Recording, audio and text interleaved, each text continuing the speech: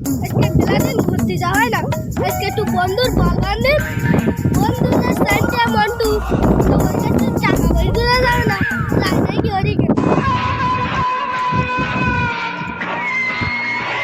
বন্ধু কি দেখছিস না দান নাজি ও দান নাজি এবার না কি বলবি বল, মাথা মুথা বলে এমনি গরম আছে হলো ভুলে যাও ওই রানী যা ঘুরতে যাচ্ছিলাম তা তুই ঘুরতে যাবি না এ বন্ধু কোন জায়গায় ঘুরতে যাবি তুই? কক্সবাজার।